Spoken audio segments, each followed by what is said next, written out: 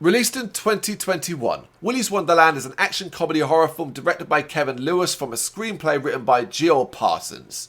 It stars Nicolas Cage alongside Emily Toster, Rick Retz, David Sheftel and Beth Grant as the janitor of an abandoned family entertainment centre that just so happens to be inhabited by 8 murderous animatronic characters.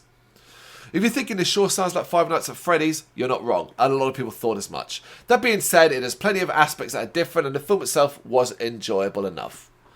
What isn't enjoyable is this poor excuse of a tie-in game. 3 years later, that has one thing it needs to do right, combat, and somehow fails in spectacular fashion. A Streets of Rage clone, 2.5 beat 'em up, set in ugly locations and around the entertainment centre. Players can choose to play as either the janitor, not the Nicolas Cage version, or Liv, and not the Emily Toster version, and fight their way through groups of killer animatronics. It is short, it is incredibly dull, and worst of all, combat is so clunky it becomes frustrating. All because of horrible collision detection.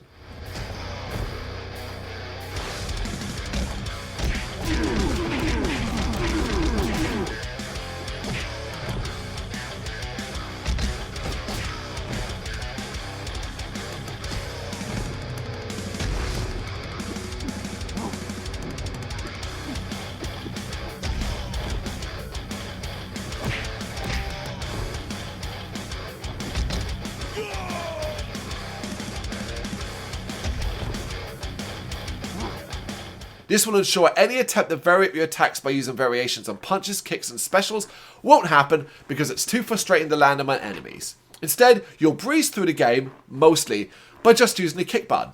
Move right, kick the crap out of the enemies, activate a power up for an even easier experience, beat the boss, and repeat. For around an hour, less if you're really quick, and that is it.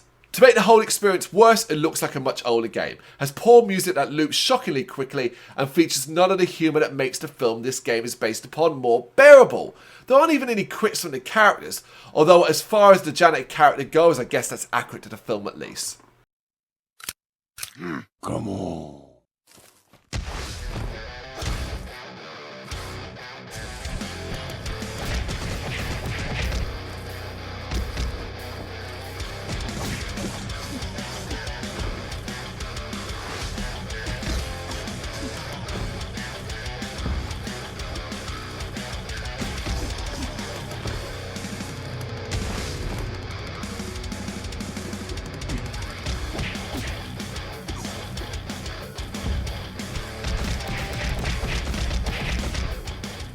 Had this been released the week of the film's release, it would have at least made sense. A crappy attempt to cash in on brief popularity.